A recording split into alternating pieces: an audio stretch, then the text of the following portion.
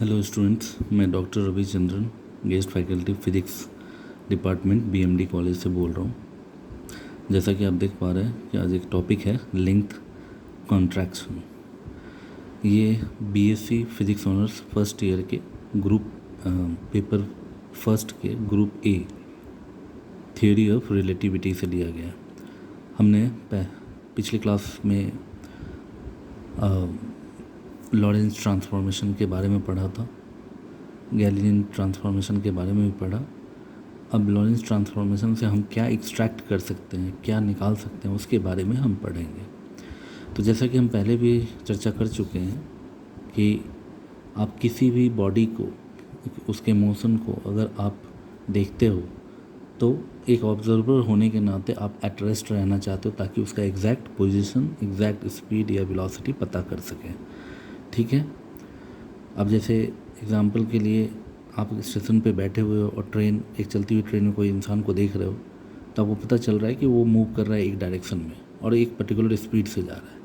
लेकिन अगर मान लो ट्रेन थोड़ा स्लो है और आप भी स्टेशन के प्लेटफॉर्म पे ट्रेन के साथ साथ उसी डायरेक्शन में जा रहे हो और उसी इंसान को देख रहे हो, तो आपको क्या लगेगा कि वो इंसान आपके सामने है, तो आपको ऐसा प्रतीत होगा कि वो एट रेस्ट है। तो ये क्या हो गया, रिलेटिवली चेंज हो गया। पहले आप एट रेस्ट थे तो वो मूव करता हुआ दिख रहा था, अभी आप उसके साथ मूव कर रहे हैं सेम वेलोसिटी से, तो वो स्थिर दिखता है। तो यही होता है रिलेटिव पोजीशन या रिलेटिव वेलोसिटी की वजह से जिस ऑब्जेक्ट को हम स्टडी करते हैं वो एक उसमें कुछ चेंजेस आते हैं, चाहे पोजीशन हो, चाहे स्पीड हो या लेंथ हो। तो आज हम वही पढ़ेंगे कि लेंथ कॉन्ट्रैक्शन कैसे होता है। ठीक है। तो लिखा हुआ the length of a rod as measured in a frame of reference. आपको पता ही है फ्रेम ऑफ रेफरेंस किसको बोलते हैं, मैंने पहले ही बता दिया है। At rest with respect to the object is called proper length. उसको हम प्रॉपर लेंथ बोलते हैं। यानी आप उस फ्रेम से देख रहे हो जहाँ पे वो स्थिर बैठा हुआ है। जैसे आप स्थिर बैठे हुए थे स्टेशन पे और तब आप किसी चीज़ को देखते हैं तो उसका अगर लेंथ को हम प्रॉपर लेंथ बोलते हैं। लेकिन जैसे ही आप चलना स्टार्ट कर देते हैं तो रिलेटिव वेलोसिटी की वजह से उसके लेंथ में भी चेंज आएगा, जिसमें अब ये देखना है कि लेंथ कॉन्ट्रैक्शन यानी कि लेंथ के मेजरमेंट में कमी आ गई, यानी लंबाई छोटी हो गई या बड़ी हो गई, उसके बारे में देखेंगे। तो हम यहाँ प्रूव करेंगे कि लेंथ छोटी हो जाती है। देखिए कैसे। अब जैसे मान लीजिए यहाँ लिखा हुआ है कि L0 एक प्रॉपर लेंथ है। ठीक है, एक बॉडी का, या एक यहाँ पे रॉड लिया गया। तो यहाँ पे बताया गया कि अगर हम एक एक्स एक्सिस पे एक रॉड को रखें, ठीक है, एक रॉड को रखें और फ्रेम ऑफ रेफरेंस अगर हम एट रेस्ट मान लें, ठीक है, तो ऑब्जर्वर जब आप देख रहे हैं उसको, तो एक x1 उसका एक पोजीशन, जैसे मान लो ये पेन है, ये पेन है, तो x1 यहाँ पे है और x2 ये है। तो ऑब्जर्वर यहाँ पे बैठा हुआ, तो उसका लेंथ कितना हो जाएगा, x2, यानी ओरिजिन के रिस्पेक्ट में x2 लेंथ में से x1 माइनस कर देंगे तो ये एग्जैक्ट लेंथ होगा। तो यही लिखा हुआ है कि प्रॉपर लेंथ जो है x2 माइनस x1 है। ठीक है। अब अगर इसी रॉड को अगर एक मूविंग फ्रेम ऑफ रेफरेंस में रख दें जो एक स्पीड v स्पीड से चल रही है, ठीक है, तो याद कीजिए लॉरेंस ट्रांसफॉर्मेशन में हमने किया है, तो उस वक्त उसका क्या हो जाएगा, उसका फ्रेम ऑफ रेफरेंस की वजह से पोजीशन जो चेंज होगा मूविंग फ्रेम ऑफ रेफरेंस में, वो x1 डैश और x2 डैश होगा। ठीक है। तो उसमें जो उसका एक नया लेंथ जो होगा वो क्या होगा, x2 dash minus x1 dash. ध्यान रहे ये लेंथ हम माप रहे हैं मूविंग s डैश में, एक नए फ्रेम में जो कि मूव कर रहा है। जैसे आप उस ट्रेन में बैठे हुए इंसान को देखने के लिए या तो आप एक बार स्थिर बैठे थे तब, या आप दौड़ते हुए उसके साथ चल रहे हो ट्रेन के स्पीड के साथ, तो ये अभी आप मूव करते हुए चल रहे हो। ठीक है। तो अब हम इन्वर्स लॉरेंस ट्रांसफॉर्मेशन, आप पिछली क्लास का लॉरेंस ट्रांसफॉर्मेशन क्लास देख लीजिए, उसमें कैसे किया गया था।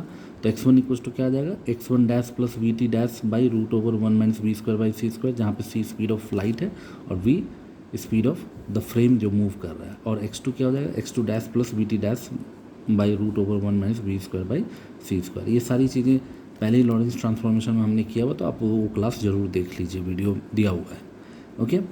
तो अब L0 x2 माइनस x1 होता है, तो हम x2 की वैल्यू और x1 की वैल्यू अगर हम यहाँ पर डाल दें, तो अगर आप उसका प्रॉपर कैलकुलेशन करोगे तो आप देख लेना, कैलकुलेशन जब आप करोगे, सिंपल मैथमेटिकल कैलकुलेशन है, वो रिज़ल्ट हमारा ये आता है। क्या आता है, L upon root over 1 minus v square by C square. तो अब ज़रा ध्यान से देखिए, एल नॉट हमारा ओरिजिनल यानी प्रॉपर लेंथ था और एल एक नया लेंथ हुआ। तो जब हम इस चीज़ को उस तरफ रखेंगे तो क्या हो जाएगा, L equals to L not times of root over 1 minus v square c square. जाहिर सी बात है अगर ये जीरो हो जाता तो एल नॉट एल हो जाता, लेकिन जाहिर सी बात है ये जीरो कभी नहीं होगा। ठीक है, वी और सी का कुछ ना कुछ, सी की तो वैल्यू हम जानते हैं 3 लाख किलोमीटर पर सेकेंड है, और वी की भी कोई वैल्यू होगा, वी क्या है, मूविंग फ्रेम का स्पीड है। तो ये कुछ ना कुछ वैल्यू होगी जो 1 से कम होगी, तो 1 से कम कोई भी वैल्यू मल्टीप्लाई करते हो तो क्या हो जाता है, उससे वैल्यू कम हो जाएगा। ठीक है, तो इसलिए एल नॉट से ये एल छोटा हो गया। तो हमने प्रूफ कर दिया, क्या प्रूफ किया, कि लेंथ में कॉन्ट्रैक्शन आता है, यानी लंबाई छोटी हो जाती है। कब, जब रिलेटिव मूवमेंट होता है फ्रेम ऑफ रेफरेंस में। तो यही जो एल में जो लंबाई कम हो गई, ठीक है, ये जो शॉर्टर हुआ, इसी को हम लोग इस इफेक्ट को जो वो है, देखो क्या लिखा है, दिस शॉर्टनिंग और contraction in the length of an object along its direction of motion is known as the Lorentz Fitzgerald contraction बोलते हैं, बस इसी में। तो ये जो कॉन्ट्रैक्शन हुआ, तो ध्यान रहे यहाँ पे जो मूवमेंट, रॉड जिधर मूव कर रहा है उधर ही फ्रेम भी मूव कर रहा है, ये बहुत इंपॉर्टेंट बात है। ओके, तो यहाँ तक आपको अच्छी तरह समझ में आ गया। अब हम इस पे एक क्वेश्चन भी देख लेते हैं।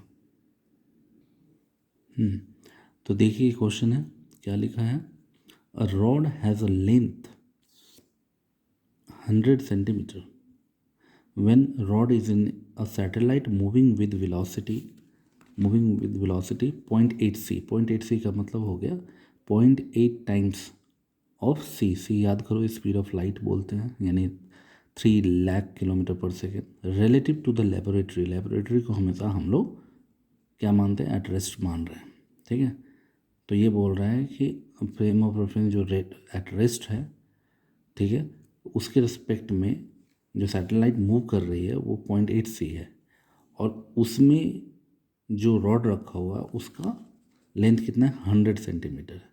Then what is the length of the rod as determined by an observer, यानी जो ऑब्जर्वर होगा उसके द्वारा लेंथ क्या होगा रॉड का, जब पहला केस दे दिया कि वो सैटेलाइट में हो, ध्यान रहे, ऑब्जर्वर खुद सैटेलाइट में हो, और दूसरा केस क्या, जब ऑब्जर्वर लेबोरेटरी में हो।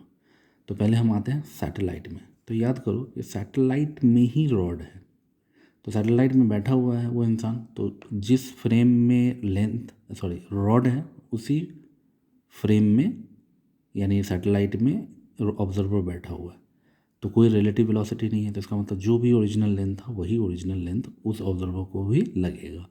तो इसलिए आंसर में लिखा हुआ है कि the observer in the satellite is at rest relative to the rod as the rod is in the satellite. So the length of the rod relative to the observer क्या हो जाएगा, यानी ऑब्जर्वर के रिस्पेक्ट में उसको क्या दिखेगा कि 100 सेंटीमीटर का ही है। ओके, अब आते हैं सेकेंड केस, जब ऑब्जर्वर लेबोरेटरी में हो। तो याद करो क्या लिखा हुआ था कि लेबोरेटरी के रिस्पेक्ट में सैटेलाइट कितना स्पीड से मूव कर रहा है, 0.8 सी के स्पीड में, और उस सैटेलाइट में रॉड रखा हुआ, तो यानी अब रॉड मूव कर रहा है और हम कहाँ बैठे हुए हैं, लेबोरेटरी में।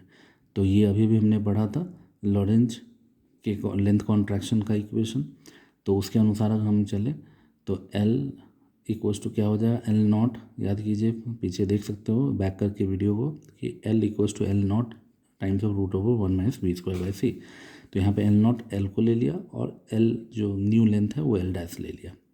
ठीक है, तो ये निकालना है हमें, और एल नॉट हमें दे रखा था 100 सेंटीमीटर, और वी क्या है, उस फ्रेम में जिसमें रॉड रखा हुआ है उसकी स्पीड कितनी है, 0.8 सी, और सी यहाँ पे सी है।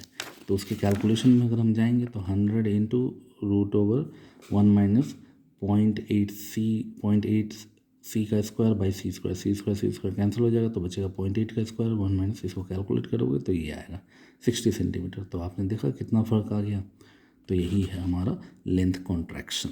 तो आपने देख लिया, आपको अच्छी तरह समझ में आ गया होगा। ओके, आप इस पे और कई क्वेश्चन को प्रैक्टिस कर सकते हो। आप इसको बार बार वीडियो को देखो और अच्छी तरह इसको समझ लो। ओके, टिल देन घर पे रहिए, सुरक्षित रहिए। Okay, bye, thank you.